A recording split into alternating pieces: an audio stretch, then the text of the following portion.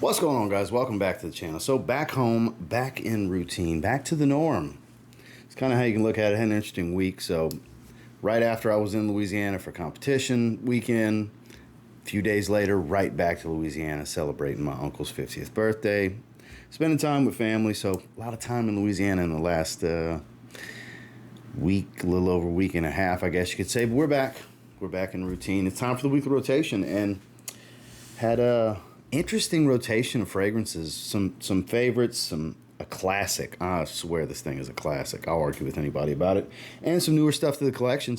Something I had for a little while. I've been meaning to wear. Just, loads of variety. All good stuff for the festivities I had this week. It's week number 238 in weekly rotation. Stay tuned.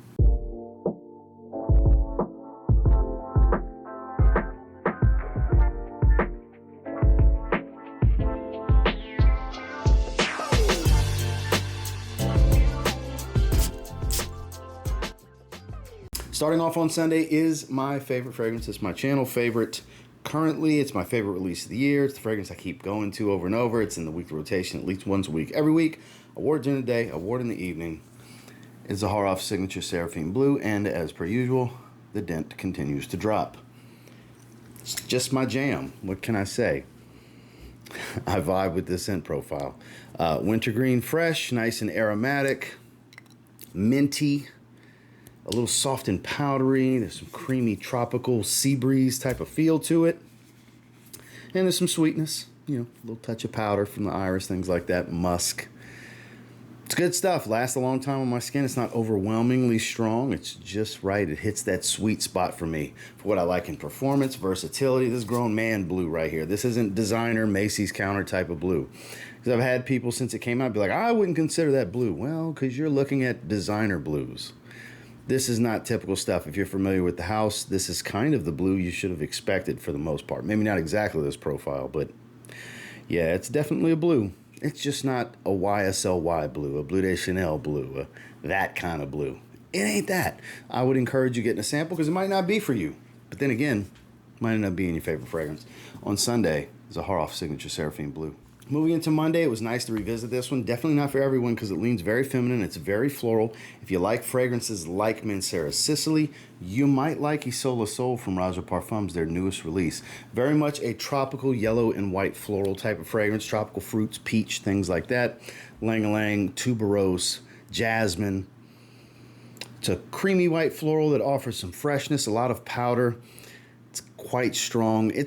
I bring Sicily up because it does remind me of Sicily. A lot of the elements of Mancera Sicily are indeed here. This is clearly a higher quality fragrance.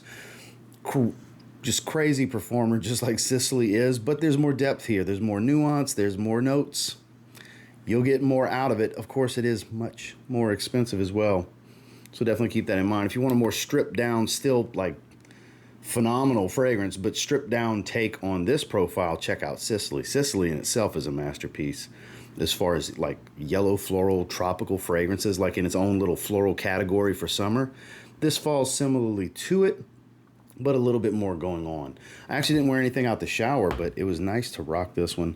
I've been meaning to spend a bit more time with it because I do quite enjoy it. Is it as good as Isola Blue? No, definitely not. That is much more approachable, much more widely usable for people because it's not, heavy florals like this is, for example. This leans feminine. It's not going to be for everyone. Whereas Isola Blue, very much, I think anyone can, it's like the pick up and play type, pick up, spray it, roll with it, probably get a compliment, going to enjoy wearing it. It's going to last a long time. But if you want a nice, like really nice floral tropical fragrance, check out Isola Sol from Roja Parfums. This is the one I was saying is a timeless classic. It came out in 2006. It is a modern men's masterpiece. And why do I say that? Because it sparked a genre. It sparked a fragrance line of flankers. It has a flanker that became so popular that it's got its own line of flankers. We're talking about Yves Saint Laurent's L'homme. YSL L'homme, a rebuy. I haven't had a bottle of this in years. And it was nice to revisit. And I don't want to hear it about performance, guys. Any of you that are going to want to type, if you're about to type a comment bitching about performance, save your energy. Go type it on a forum to somebody who cares. Because this fragrance is amazing. If you get 3 hours out of it, refresh. If you like the fragrance that much, you'll just refresh. Because, yeah, I don't get but like 4 hours out of this. I'm good with it. I plan accordingly with my fragrances. If I know I'm going to get weaker performance, it's either I'm not going to be gone for a really long time, or if I'm still want to roll with it and I'm going to be gone a long time, it's coming with me. And I'll refresh later on. So you just got to plan your day accordingly. That's all. Man, ginger, woods, aromatics. It's not citrus dominant, but there's a nice light citrus freshness to it in the top. Very woody, aromatic type of profile that offers a little bit of cream, a little bit of powder, without being too much of either. Just a little bit, a soft nuance of both. This is such a good fragrance. A little bit of fresh spice. Like I said, this ginger dominance here. This is a great, great fragrance. That's why I in my members only live stream the other day, I was letting the members know, like, moving forward, this is a GFY type of moment if you want to complain to me about performance on this one, because now that I've rebought it and I've started spending time with it again, kind of falling in love with it over again, I don't want to hear it about performance for you guys that are high horse performance. Look, if it's not for you, it's not for you. Don't harp on me because I like it, because this is amazing. It is amazing. It's still that good. If you need more performance, look elsewhere. If you don't want to keep it with you and refresh. But if you want what I think is one of the greatest modern designer fragrances created for men, it's up there. It's very much an argument for making a Mount Rushmore spot in the 2000s as far as game-changing men's designers. Check out YSL L'homme. Moving into Wednesday, it was nice to revisit this one. It's one of my favorite designers released this year. It's got mixed reviews. Some people really love and appreciate it. Some people are like, too soapy, too generic, I get it. Polarizing stuff. I like it though. Invictus Parfum from Rabanne, because it's no longer Paco Rabanne. Why? I don't know. Kind of weird. But the fragrance itself is good. It has this black soap accord. And I kind of dubbed it the highlight reel fragrance. And what I mean by that is I get a little bit of pretty much all the Invictus fragrances in one. I get the intense sweetness without the whiskey of the intense. I get the salt and the herbal feel of the heavy bay leaf from Legend, which it also has a similar color scheme to. Of course, I get aquatics from Aqua in the original. You have that bubblegum sweetness. That's its own nuance, though, is that black soap accord is a little different from everything else. You get a little bit of Invictus Platinum. I've had people tell me they get some of Victory Elixir in the dry down. It's a little bit of everything from the Invictus line. I think it's a really good fragrance. I get plenty of longevity, 8+ hours easy on this one. It's not obnoxiously strong like some of the others can be in the line, but still pretty loud and present. I quite enjoy it. It wears like a Parfum typically does as far as designers, where it's going to last, it's going to linger, but it's not going to choke you out or choke others out. So you can spray accordingly. Depends on your situation, your personality, where you're going to be, who you're going to be around, all these factors that play into at least what you should at least try to consider. Some people just say, screw it, I don't care, I'm going to the gym. 20 sprays, Some of you are wild like that. But just spray accordingly, test first, because there's justification and validity and all these different things to the opinions you'll see online, because not everything's for everyone. I assumed the first time I smelled this, it would be a little polarizing, but I lean on the great release side of things. I'm happy with it. During the day, Invictus Parfum, and then I got the shower. It's time for a shave. I was traveling the next day. I went with Zaharoff Signature Citrine, the shave set, and the fragrance. I'll still argue this is the best opening of every Zaharoff fragrance George has released. Sweet orange, limey clementine, nice hit of amber and incense. This is gorgeous. A light, fresh green feel. Man. Not a performance monster. Don't go into this looking for crazy performance. Some people get very weak performance. Some people get great longevity, which I actually get pretty good. I get like 7 hours. If you want projection, your skin needs to heat up. At least that's been my experience. Some people just have a great skin chemistry reaction. You want to smell someone that gets crazy sillage out of this? Hang around George Zaharoff when he's wearing this. His skin reacts to this. You'd swear it's a beast. You'd swear he bathed in it.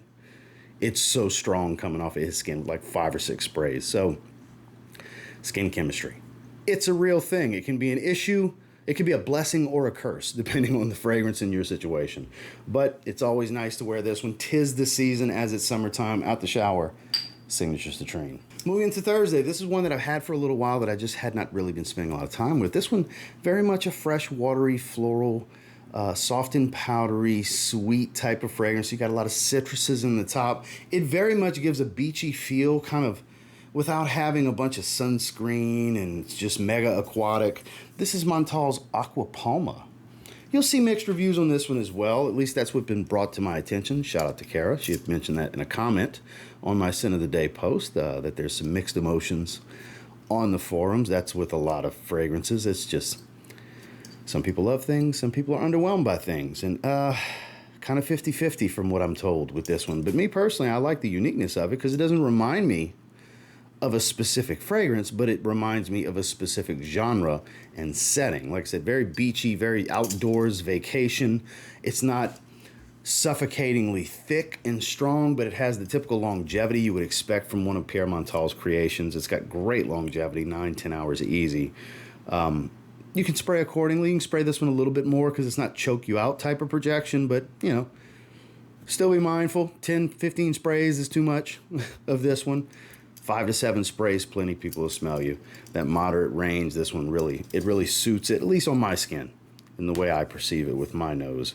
I want to spend some more time with this one before I do a full review. I may end up doing a full review because this one intrigues me. Not a challenge. Has a little bit of a feminine lean from the powder and the florals, but if you like that kind of stuff, it's actually pretty damn good.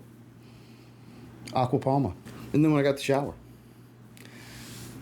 It's rare that I'll recommend an inspired fragrance over an original. This smells like L'homme and Prada Luna Rossa Sport, more like Luna Rossa Sport because this Gaiac wood note here gives a pretty upfront woody nuance that stays and gets stronger as it dries. I just did a full review on this. This is Dumont Soprano Elite. It's really good. On par type of performance with, where is it? I want to make sure, there it is. On par with this, I relate it very much to Prada Luna Rossa Sport. They smell very similar. Not one-to-one, but it's closer to this than it is L'homme, but still smells like L'homme because this smells like L'homme. So quality's about on par, but the reason I would recommend this over this is even though this is a solid 6-7 hours longevity, maybe even 8 hours, above average type of performance, this blows it out the water in longevity. It's a little bit stronger, similar quality, similar scent profile, a little bit cheaper. This is the better buy of the two, in my opinion. If you have Prada Luna Rossa Sport, wildly redundant, avoid. If you have L'homme, wildly redundant, avoid. But if you don't have those, I think this would be the better pickup of the bunch. Just my 2 cents, take it with a grain of salt. Check out my full review for more. Out the shower, Dumont Soprano Elite. Moving into Friday. So I wanted something a little on the weaker side during the day as far as longevity. I gave it 2 sprays to go to the gym. I refreshed after the gym because in the evening I had something very specific I wanted to wear. And I didn't want to have a heavy effort to scrub it off of skin when I took a shower before I changed for the evening. It was, you know, the day of my uncle's 50th birthday party. Had a room kind of sectioned off, everything set up, all that good, yeah, you know, typical stuff. Not some wild party, family and 50-plus-year-olds. My uncle turned 50. You know what I mean? Not like it was 20-year-olds, all right? There was a few there, but it wasn't that kind of party. So during the day, I went with Autobiography. Oh, boy. What fragrance did somebody tell me in the comments that this was similar to? And I was like, no, I don't really get that. I can't remember off the top of my head. I'm sure if you see this, you'll comment, and I'll be like, oh, yes, that. Where I was like, oh, I don't really get that from it. But what I do get from this is a nice, soft, fresh, powdery, fruity nuance. A lot of passion fruit here. A little woodsy. And like I said, the kind of rosy, powdery, fresh feel to this one. It's a fun, God, this smells good. It's such a fun, almost cotton candy-like type of smell to it. Not quite. I mean, it's distinctively tropical fruits. Passion fruit, most notably. This is good stuff. It smells really good. It's like a 4 to 5 hour fragrance. It really fit the bill for what I was looking for, and I was working on a review for it at the same time. It was really a perfect storm to wear for Friday during the day. This particular line, the Autobiography line, has impressed me. All 4 of them are good. None of them are performance monsters. The heavy one, the oriental, leathery, earthy fragrance, is the longest lasting of the bunch. That's an 8 hour fragrance. The rest of these kind of fall in that 4 or 5 hour range. Let's call it 3 to 5 hours. They're cheap. They smell of decent quality. They smell really good. One's like Chanel L'homme Sport Edition Blanche. One is like Joe Malone Wood Sage and Sea Salt. I forgot what this one I was told is similar to, but I don't recall it smelling like that. So I just judge it as an individual. They're all good. They're all pretty good. It's a whole line worth checking out, honestly. But this one in particular is the most playful of the bunch. It really suited the vibe of the day, and the performance was perfect. Check out my full review for more. But during the day, Paris Corner's Autobiography. Oh boy. And then when I got out the shower, it was time for my uncle's party. I wanted to go with Pure Excess from Paco Rabanne. Sugary, sweet, vanillic, boozy, a little spiced, fun-loving, night out kind of fragrance. Playful, nothing real serious, casual evening, celebrating someone's birthday. Fit perfectly, great longevity. I sprayed 7 sprays, so on the higher end of moderate. 1 compliment, nothing crazy. A lot of hugs and stuff, so you would think there was a lot of potential. A lot of potential for compliments. Nothing crazy. Just 1 outside of my own mother. Just 1, because so technically 2. But, yeah, nothing wild if you're chasing compliments. I'm sure in certain situations maybe. Because it's a very youthful fragrance. But you would think the youthful sweet stuff typically would pull that in. But, man, I've been looking for a reason to wear it since I got it. And it was kind of the perfect storm. Again, both choices during this day were kind of the perfect storm for the way the day shook out. I quite enjoy this. I need to get Pure XS Night. I have not tried that one. I'm sure that's a little heavier, more ambery, probably more boozy. I don't know. That's an assumption. I couldn't tell you the last time I looked at the notes. It's been years on that one. They've intrigued me for a long time. I just never got around to them, and I finally got around to Pure XS. I will get Pure XS Night sooner than later. Before the year ends, I will get it so I can experience it, compare, and so on. But yeah, it was the right choice for the right setting. Out the shower in the evening from Uncle's birthday, Pure XS. Then on Saturday, this stuff's crazy strong. It just is. It's a salty aquatic bomb, earthy green. Not for everyone. In the vein of Mega Mare. It's crazy. If you want a performer, go with Lattafa's Atlas. Bottle's great on this too. The more I spray it, the more I like it. I gotta say, it becomes, because the first time I smelled, I was like, ooh, that's too salty. I might not be able to do that. And then the first time I wore it, after that first spray, I was like, yeah, it's pretty damn salty. But as you get used to it, you're like, damn. For a salty aquatic, this is definitely one of the better ones I've come across. And that's just how I feel about it. Just no very rich, salty accord here. Sea salt aquatic heavy, the synthetic ambergris. You get a lot of oak moss here as well. Nice earthy green tone, offers a little bit of fresh spice. I really enjoy this one. For around $30-ish online from discounters in North America. So I always got somebody from the UK or somewhere else. Oh, it's this price. How many pounds or euros or whatever here? I can only talk about what it costs me in my area, guys. I'm not familiar with pricing in other countries because I don't live in other countries. I live in my country. So keep that in mind when you guys are like, that's not cheap here. I'm talking about what it's for me. What it is for you in your country is what it is for you in your country. I wouldn't know. I'm not in your country buying fragrances in your currency. You follow me? Capiche? We here? Okay. Because I get a lot of that. This fragrance in particular, it happened on the review. That's why I bring it up. Shout outs to the gentleman. No, nothing against you, man. It's just, I don't know what it costs in the UK. I don't live in the UK. So I never shop in the UK. You know what I mean? I've only been to the UK once. Scotland. Shout out to the artist formerly known as the Fragrance Apprentice when I went visit him. But check out my full review for more details. This is impressive. It was way too much for the day because we were going to watch the fights. The Jorge Masvidal, Nate Diaz. The fight was not good. The card as a whole was interesting. But the fight could have been better. Nate Diaz definitely got a hometown advantage. He did not win that fight. If y'all want to argue with me, that's fine. You're just a Nate Diaz fan if you think he won that fight. He did not. Jorge Masvidal landed with more accuracy, more power shots. He should have won that decision. It was still a shit fight, but Jorge Masvidal won that fight.